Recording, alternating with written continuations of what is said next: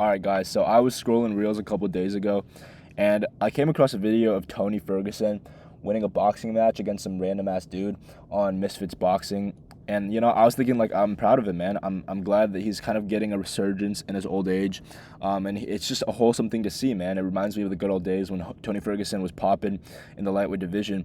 And I was kind of reading through the comments and I was scrolling and I saw some people saying like, "Oh yeah, prime Tony Ferguson like could have been the champion. Like how is this guy never the champion?" And it got me thinking, like, I remember, dude, prime Tony Ferguson, or there was a certain period of time where people glazed him to shit, bro. And I'm not saying that he's a bad fighter by no means. He was one of the top lightweights in the world. I know that. Please don't come after me, Tony fans.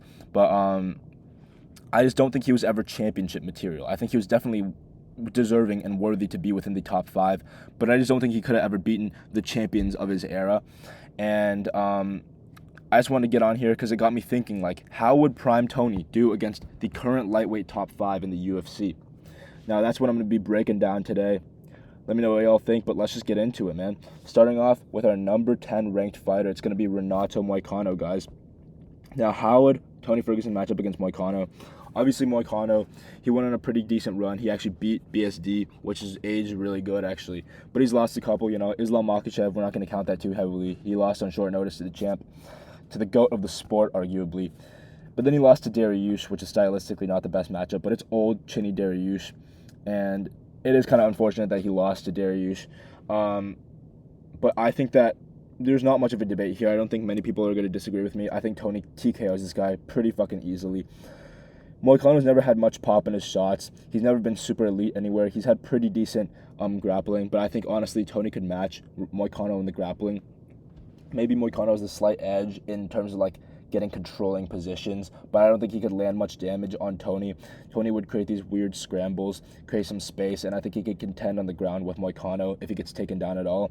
And by the way, Moicano's wrestling and his takedowns in general aren't that elite either, so I don't think he could do much to Ferguson on the ground. And I think that Ferguson would piece him up on the feet. He would just build into the fight. There's nothing Renato Moicano can really do to like get any respect from Ferguson on the feet, especially prime Tony. The guy had an iron chin. No one was hurting him. Like, did you guys see how many shots he took from Gagey, bro? That shit was unhuman. And before that, his chin was insane, dude. Like, the fact that he's been able to wear so much damage throughout his career is actually, like, crazy to me.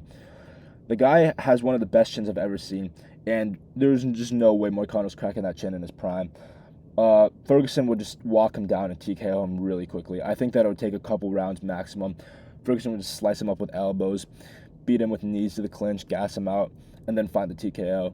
But let's move on, guys, to our number 9 ranked fighter, Rafael Fiziev. How did I think this fight would go? I think that Fiziev would get a round, and then he would also just gas out and lose by TKO. That's going to be the story of this fight for a lot of these like 6 through 10 fighters. I think the fight actually goes pretty similarly. With Fiziev, he does have pretty elite striking. His power is kind of overrated. Like, he knocked out RDA, who's like old and washed. He does not have the power to knock out prime Tony Ferguson. Like, it's just true. But he would be able to, he is technical and fast enough. He's very fast, especially in that first round, to where he would be able to pretty cleanly beat Ferguson in that first round. I think Tony would look kind of silly in that first round as well. He would be like swinging a miss. He'd be like doing his weird like shenanigans, like throwing sand, doing some weird shit like that. He'd kind of be trolling, you know what I'm saying? But, Fiziev would just stick to the game plan, hammer some body kicks, and he'd probably like jab him up as well, hit some decent Muay Thai combinations, some knees, and it wouldn't do any crazy damage to Tony, but he would be able to walk away with a clear round 1, and then Tony would just build into the fight. He would just walk him down. Fiziev would gas a little bit. He would slow down, like we saw against that second and third round against Gagey in their first fight. Fiziev, his shots became a lot more telegraphed, just a lot more slow and easy to read, and the pop really just wasn't there anymore past that second round. And I think the same would happen against Tony Ferguson. By the way, I'm talking in all these fights as like 5-rounders. That's just, I know that actually like that gives Tony a pretty decent advantage, but we like Tony here, so we're gonna analyze these based on 5-round fights. And I think that Tony would just, there's no way that Fiziev survives past like round 3 or 4 Maybe he survives to round 4, honestly. Maybe I'm not giving him enough credit. But I just don't think, I think he would get TKO'd. I don't think he can make it to a decision. I think Tony would just melt him with volume, and he would get TKO'd as well. But let's move on to number 8. It's going to be BSD, guys, Benoit Saint-Denis. He's had a great year, man. He had a great 2025. Beat like Mauricio Rufy, beat Kyle Prepolek. Who did he last beat? He beat, he chinned Dariush in like 2 seconds. Right. BSD is pretty good, but I don't think that he could beat Tony. I'll be honest, I think Tony TKOs him as well. Now, Tony doesn't have the most power, but also BSD doesn't have the best chin. BSD has decent power, but I think that he would never be able to crack Tony's chin either. Maybe he could kind of hurt him, kind of like Anthony Pettis did in his fight against Tony Ferguson. Maybe he could get him with like a flash knockdown. But I think that like at the same time, you can't really judge his power based on that Dariush fight, just because Dariush, his chin is gone, bro. He is the worst chin I think I've ever seen. Like besides maybe Luke Rockhold, this guy is probably the worst chin I've ever seen currently at his old age. And so I'm not like super shocked or anything at BSD's power. I don't think that he has any insane power just because he knocked out Dariush. But yeah, man, I think that Tony would just pour on the volume as well. I think that like BSD never had the best gas tank. He might be able to control Tony on the ground for a bit. He does have good Brazilian jiu-jitsu. He has good wrestling as well. I think he'd be able to take down Ferguson at will, honestly, for the first 2 rounds of that fight. But we saw him gas out against Poirier. And I just think that he might bag like the first 2 rounds based on grappling control, landing the better strikes on the feet. But they're both pretty sloppy on the feet. It's just that Tony lands way more consistently just because he can throw way more than BSD can. And BSD would just slow down so much, and Tony wouldn't slow down. And that would be the difference. So rounds 3, 4, and 5, this would go to Tony. I think that Tony either makes it to decision or finds the TKO in like round 4 or 5. But let's move on to Mateusz Gamrot, who just lost to Charles Oliveira, unfortunately. I like Gamrot a lot. He's always down to scrap. He'll always like fly across the world on short notice. Like he's one of those guys, man. He's honestly, he's got that BMF type of mindset. I'm not saying he's a BMF type of fighter because, obviously his fight style isn't the most exciting. But honestly, I respect his grind a lot, man. He'll fight anyone, anywhere. And yeah, he's just a chill dude, man. And do I think he beats Tony? No, I don't think he beats Tony. I think that Tony wins pretty handily as well. Here's the thing with Gamrot. He has one skill set that makes him very good, that can carry him within like the top 10 of lightweight, which is his wrestling. His pure wrestling is extremely good. His traditional double and single legs, hiking his opponent's thighs all the way up, like hitting trips, and then like driving them into the canvas, things like that. He's very, very good at.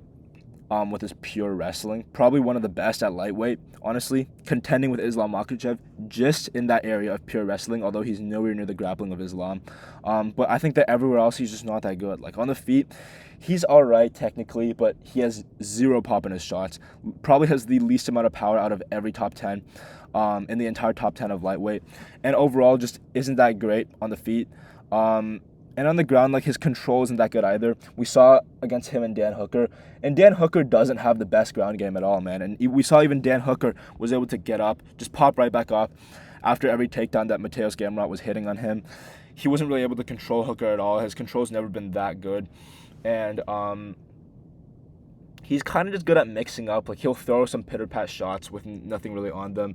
But the opponent's going to back up, and then he'll kind of just go in for a takedown, take him down, score some points, maybe hit a little bit of ground and pound. His opponent pops back up, and he'll do the same thing. He does have pretty good cardio, but overall, he has no finishing potential, no way to get respect from Tony on the feet or on the ground. And Tony would, I think, just TKO him. I know that I'm saying the same thing for every fight, for every fighter so far, but, it'll get more interesting once we get into the top, like, 4 or 5. But, yeah, I think if Mateusz Gamrot loses, I don't think he'll get finished. I actually think that he's pretty gritty. Like he's not really the type of guy to get TKO'd super easily. Obviously he took Arman Tsarukyan to decision. He's tough, man. And I don't think Tony can sub him like Oliveira did. I think Tony does not have like that type of BJJ to match Gamrot's. But I do think that Tony would just win a decision. He would kind of beat up Gamrot on the feet. Gamrot would be constantly shooting takedowns. Their cardio kind of cancels out. It would be a high-paced fight. Tony would get taken down a lot, but I think Tony could get back up. He could even threaten submissions off his back, land good damage off his back like he did throughout his career. We saw him like hitting those slicing elbows off his back on the ground, hitting good shots with up kicks as well. Like overall, Ferguson would just land more damage, and it would kind of look like the Dan Hooker fight, except I think Tony would land more damage than Dan Hooker did against Gamrot, and he would win by decision, I think. And I think I might have said TKO earlier for Gamrot, but I'm kind of changing my mind mid video. I think that Tony would beat Gamrot by decision, and it would be pretty clear. It'd probably be like a 3-2, 4-1 type of thing. But yeah, let's move on to Dan Hooker, who is the number 6 ranked lightweight in the world, guys. Do I think Dan Hooker can have success against Tony Ferguson? Yes. I think Hooker's technical and long enough on the feet to kind of land good shots on Tony. But, dude, the thing with Hooker is that he's so slow, man. He's like the slowest fighter in the top 10. And we saw that especially against Arman. Like, you would think that he would have the advantage over Arman on the feet, but that wasn't the case, man. Arman landed way better shots than he beat Hooker on the feet. Like, simple as that. He landed better shots, the harder, more impactful shots, good hooks in close against Dan Hooker, and then took him down. And we didn't see too many exchanges on the feet, but on the exchanges that we did see, Sarukian was just beating him every time, landing the better shots. And then when he took him down, we saw what happened. And I'm not going to judge him too harshly for losing to Arman Sarukian on the ground, because obviously Sarukian is elite. He's an elite wrestler and grappler. But I just think Hooker's always been pretty slow, and I think that Tony, who's never the fastest, I think that Tony could honestly be faster than Hooker. And I think that, like, because Hooker is too slow and not exactly powerful enough to land consistently hard shots on Tony, he would kind of allow Tony to like build into the fight, and the fight would kind of leave him. And once the train leaves the station, man, it's not coming back. Tony would really start to build, put on the pressure and the pace into the 4th, 5th, 6th round, or 6th round. What am I saying, bro? 3rd, 4th, 5th rounds. And we've also seen Hooker kind of wilt to pressure before. Obviously, he lost to what's the guy's name? Arnold Allen by like body kick TKO. And, like, obviously, I know body shots hurt, right? But, like, I'm just saying, like, he doesn't have the best resolve. He's not, like, I know he's tough. He's got a good chin. But he's not, like, if you hurt him enough, he's going to wilt. And he's kind of like an old Charles Oliveira. He's kind of like Charles Oliveira earlier in his career. That's kind of what Dan Hooker reminds me of. And I just think that Tony would build into the fight, and he would just land more damage, and it would kind of look like the Dustin Poirier fight, except it would start kind of slower than it did at the beginning. It would kind of build up, and it would kind of be like Hooker winning the first couple rounds by a slow decision. It would turn into more of a war later on, but Hooker would kind of gas out a little bit in the later ends, especially like rounds 4 and 5, and then Tony would just take over, land the better shots and land the better damage, and either TKO him in the last round, or it would go to a decision, probably 3-2 for Tony. But I just don't see Dan Hooker winning this fight. Now let's move on to the top 5. Paddy Pimblett, guys. We saw this fight already, but obviously Tony was well past his prime when it happened. And how do I think this fight would kind of play out if Tony was in his prime? I think that Tony wins. And I think there is an argument for Paddy winning, honestly. Paddy is pretty decent BJJ. He's pretty tough. But I don't know. I just feel like, well, I think Paddy's a little bit overrated. Honestly, I think I kind of overrated Paddy a little bit when I did my prediction of him versus Gaethje. I'm still going to pick Paddy. Tentatively, I'm going to pick Paddy to beat Gaethje. But overall, like, I don't know. Like, his best win's Michael Chandler, man. And Michael Chandler's fucking dog shit. So, I don't know. Like, I get Paddy's got elite jiu-jitsu. I'm not questioning that. But I don't know. I just feel like he's really just not that technical, bro.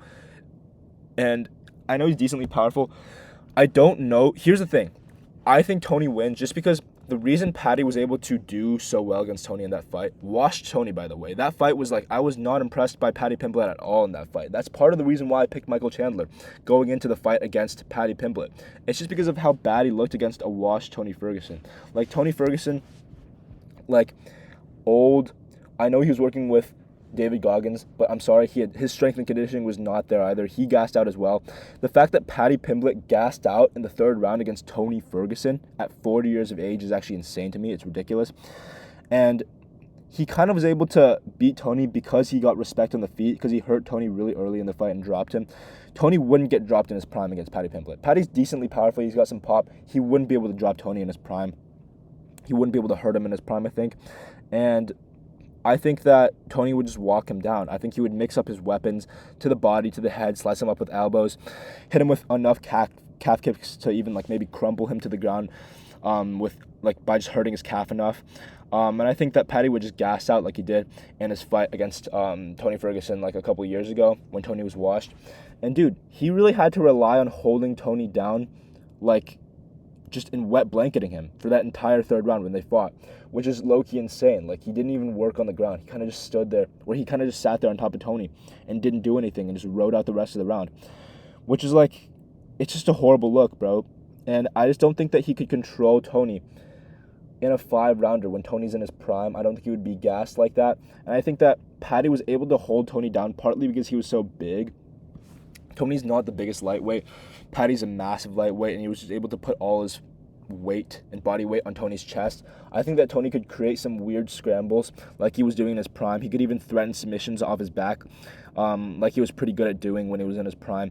And I think that would create enough separation to be able to push Paddy off and get back to his feet. I think that Tony wouldn't gas out, or prime Tony wouldn't gas out against Paddy. And I think he would just TKO him, man.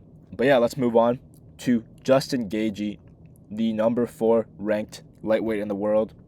And I think that he loses to Justin Gaethje as well. He was very good in his prime, but Gaethje is like stylistically low-key as kryptonite. He just like Gaethje is not, like, he's kind of sloppy, but he's like underratedly technical, honestly. I think I've underrated Gaethje a little bit as well myself in the past. He's like, he looks sloppy, but he's like relatively fast, I would say, compared to most lightweights. Like, not compared to, like, obviously, like, a Max Holloway. He's going to be slow. But, like, he's generally, like, decently fast, I'd say. And, like, while he looks kind of sloppy, he's, like, underratedly technical. He has pretty decent boxing defense on the feet. And, honestly, we saw him piece up Dustin Poirier. Like, he kind of shut down Dustin Poirier on the feet in their second fight, which was very impressive. Poirier is, like, a world-class boxer. In that fight, Poirier had zero success on the feet. Gaethje was landing the better shots up until he head kicked him. And, yeah, Gaethje's, like, very good. Just in the boxing in general. And I think that he would be able to get into the clinch with Tony, hit him with big uppercuts, just hit him with his big grunting hooks that he always does. And I think that he would land hard and land often, and it would damage Tony just a lot, man. It would kind of look like that first fight, or that fight that they had in 2020. Obviously, you could argue that that wasn't prime Tony. Like, he had already accumulated a lot of damage in his career up till that point. But overall, like, I don't know. I don't think that was too far from prime Tony. I think that it would look pretty similar against prime Tony, and he would have an early retirement. And he would just land so often and so hard on Tony that it would probably get stopped. Maybe if it goes to decision, Tony would just be battered up, and it wouldn't be a good fight for Tony. And there's always a chance Tony can like hurt Gaethje on the feet. Gaethje's chin has never been super awesome, but I think that Gaethje could, like, Tony's kind of sloppy. I think that Gaethje could avoid most of Tony's big shots. But let's move on to Max Holloway, guys. What do you think is going to happen here, guys? I think Max butchers Tony Ferguson in his prime. I know Tony Ferguson was the guy that butchered other people. I think that Max Holloway pieces him up on the feet. Max Holloway's so, like, the difference in technicality in this fight in terms of striking prowess and technique is actually night and day. Max Holloway's striking is so much better than Tony Ferguson's. You can't even compare the two. On top of that, I think Max isn't getting taken down at all. Tony never really had great wrestling at all. I think that if the fight somehow ended up on the ground, it would probably be by Max Holloway dropping Tony. Although I don't think that would really happen. I think that if it were to go to the ground, Max would be probably the one who dropped Tony first and like kind of trying to follow up with ground and pound shots, and Tony would maybe try to do something off his back, work off his back. But overall, Tony's just very hittable. And I just think it would kind of look like Max Holloway versus Calvin Kattar. Obviously, Max Holloway has more power at lightweight, and he's less of a marauder. Like, these two guys actually have very similar attributes. They both have insane chins. They both kind of just walk forward and wear down their opponent with volume shots. But at lightweight, Max kind of changes his approach a little bit. He has more power. He's able to get more respect on the feet early from his opponents and even maybe drop them like we saw against Dustin Poirier and Justin Gaethje. But he circles a lot more. He utilizes his footwork and keeps a higher guard for defense, and doesn't really just move forward blindly like he did at featherweight. So in that sense, he is more technical than Tony, in terms of their styles. And overall, like, yeah, I just don't think Tony can do much like to hurt Max Holloway either. I think that both of these guys work by like building into the fight. It's kind of like a snowball effect. Once they can get going, they can just keep piecing up their opponent. They're kind of in flow state at that point, and they're just wearing down their opponents with like boom, boom, 1-2, slip, counter, leg kick, circle away, and then re-engage. Like, I just think Max Holloway would be able to do that much better than Tony Ferguson would be able to, and he would be able to implement his game and fight his fight, and I think Max Holloway would win this one pretty handily. I don't think he could finish him. I think Tony Ferguson's chin in his prime was insane. I don't think Max would be able to TKO Tony Ferguson. Maybe he could. Maybe he would drop him. But I don't know. Overall, I think that Tony Ferguson would probably survive to decision. I think it would be like 50-45 max. But let's move on to Oliveira versus prime Tony Ferguson. Obviously, these two fought already, and Charles armbarred him. I think that there's not much to break down here. I think that Oliveira's BJJ is too good. He's too good of a grappler, and right now, Oliveira's wrestling has become like some of the best in the division. His wrestling is much more improved, and it's much better than it was back when he fought Ferguson. And I think that he's also much bigger. He's much thicker and bigger now and stronger. He's kind of built more into his lightweight frame at this point. And yeah, I think that he would kind of manhandle Tony Ferguson, man. I think that he would take down Ferguson and sub him in like round 1. Or he would find a big shot and TKO Ferguson on the feet just because of how much power he's got. But yeah, I think the most likely scenario is probably just he takes down Tony and like arm bars him or rear naked chokes him. And yeah, that's all she wrote. But let's move on to the number 1 fighter in the division. That's Arman Tsarukyan, guys. And yeah, I can't pick Tony in this fight. It's got to be Arman. Arman's definitely going to beat Tony if they ever fought, and Tony would, even if Tony was in his prime. I think that he just takes down Tony pretty easily. His wrestling is elite. He's one of the best wrestlers in the UFC. And dude, this guy's also an elite, like, world-class grappling. This guy's grappling is getting better and better between each fight when he's taking up those, like, Brazilian Jiu-Jitsu, like, competitions. Dude, the guy's a great grappler as well, man. We saw him choke out Dan Hooker. And Tony has nothing on him on the ground. Tony has nothing on him. And I think that, honestly, like, Tony's kind of a slow starter. I think that Arman Tsarukyan could probably piece him up on the feet as well. Arman Tsarukyan's an underrated, good boxer. I think that his kicks are very elite. His body kicks are great. He can even throw those axe kicks. Like, his kicking dexterity is overall extremely impressive. Like, I've never seen someone throw an axe kick like to that level. Like, he was fully doing these splits in the air when he hit that axe kick on Charles Oliveira. And dude, like, Arman Tsarukyan's, like, his kicking game is amazing. He's got pretty decent boxing. I think he pieces up Tony on the feet, it might be a hot take, but I just don't think Tony's striking is that good if he can't get going. Like, if his opponents aren't gassed and backing up, he's not going to be able to land that frequently. And I just think that they would kind of have striking exchanges where Arman Tsarukyan would win, and then he would take him down. And just, like, Tony's takedown defense has never been that good.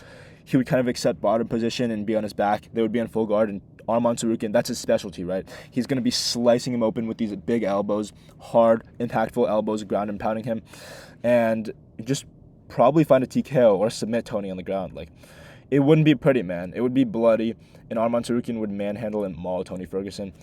And yeah, I love Tony, but I'm sorry, that's kind of just what would happen. Finally, like, yeah, I guess, like, if he fought the champ, if he fought Ilya, like, do I really need to talk about this? Ilya smokes him in like a round.